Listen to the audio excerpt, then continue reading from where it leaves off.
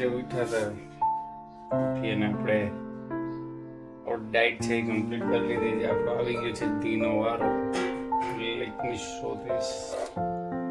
તો ભાઈ આ છે આપણું વર્કઆઉટ કર્યા પછીનું ખાવાનું. સેમ બટેકા છે એ ઓછા થઈ ગયા છે 100 ગ્રામ, ગાજર છે અને ઈંડા છે. આ 4 ઈંડા છે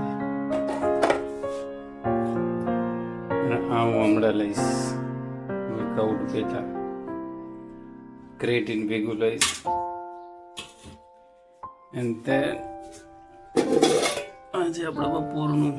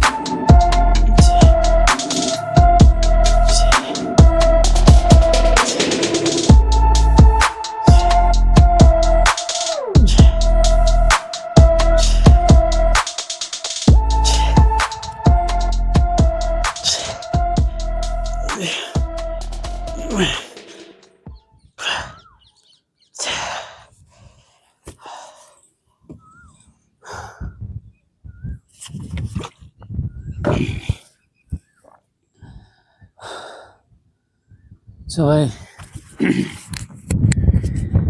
કાલ એક બહુ મસ્ત પ્રશ્ન પૂછ્યો તો મને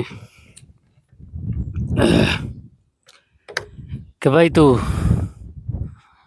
બોર નથી થતો, મતલબ તને કંટાળો નથી ચડતો એક ટાઈપનું ખાવું, એક ટાઈપનું વર્કઆઉટ કરવું, એક ટાઈપની કસરત, મતલબ એક ટાઈમ એવું રૂટીન ફોલો કરવું, તને એક્ઝોસ્ટ થઈ જતું કે ભાઈ આ આટલું બધું તો નહીં થાય. તો મતલબ એને જ્યારે પૂછ્યું એટલે ત્યારે તો હું જવાબ ના દઈ શક્યો, પણ આજે દઈશ. કેમ કે ભાઈ લોકોને કંઈક ને કંઈક હંમેશા નવું જોઈએ. રૂટીન છે એને બિલ્ડ કરવામાં બહુ વાર લાગે. રૂટીન બનાવે તો કેટલાય છે, ઘણા રૂટીન બનાવે પણ ઘણા એને ફોલો ના કરી શકે. કેમ કે ભાઈ માણસ છે ને એનો માઇન્ડ જ એ પ્રકારનો છે, એને કંઈક ને કંઈક એવું જોઈએ જેનાથી એનું ડોપામિન્સ એટલે કે જે હેપી હાર્મોન્સ છે એ હંમેશા ખુશ થાય. મતલબ એવું જોઈએ જ એને કંઈક ને કંઈક શોકિંગ, કે જેમાં મજા આવે એને થોડી થોડી વારમાં. કેમ કે રીલનો આ જમાનો છે ભાઈ, એટલે ડિસિપ્લિન, કન્સિસ્ટન્સી આ બધી વસ્તુ છે એક રીલ ફોર્મેટ લગીને સીમિત થઈ ગઈ છે. રિયલ લાઈફમાં આનો મિનિંગ સમજવું બહુ મુશ્કેલ છે. પણ સિમ્પલ એનો જવાબ એ જ છે ભાઈ, if you are change then everybody same. મતલબ કે ભાઈ જો તમારે ખરેખર ચેન્જ કરવું છે કંઈ વસ્તુ અને બોરિંગ છે ભાઈ, એ જ ખરેખર ચેન્જ કરશે. કેમ કે દરરોજ કંઈક ને કંઈક નવું, એક્સરસાઇઝની અંદર પણ ઘણી એક્સરસાઇઝ છે, દરરોજ નવી નવી એક્સરસાઇઝ હું કરું તો કદાચ એમાં હું પ્રોગ્રેસ ના કરી શકું. પણ કહેવાનો મુદ્દો શું છે વાતનો, કે ભાઈ હંમેશા કંઈક કંઈક નવું ના ગોતો, જે છે એને માસ્ટર કરો. હંમેશા માણસ નવું જ ગોઈતા કરે, એના માઇન્ડને જ્યાં લગી ટ્રિગર ના થાય, મજા આવતી હોય ત્યાં લગીને જે વસ્તુ કરે, પછી મૂકી દે. જાણો કે કોઈ ગીત ગમ્યું તો એ ગીત એટલી વાર સાંભળી લે કે પછી એનું કાણ નીકળી જાય, પછી એ ગીત ગમે નહીં.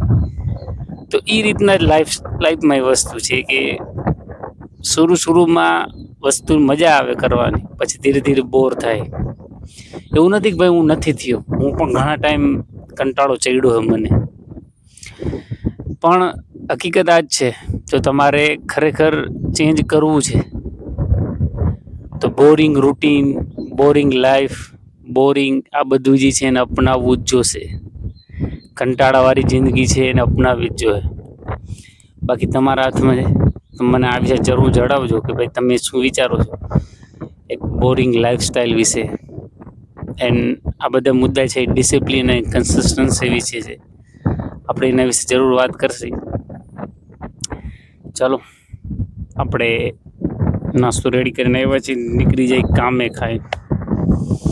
રૂટીન છે, રૂટીન દેસ routine, same seat every day. Let's go.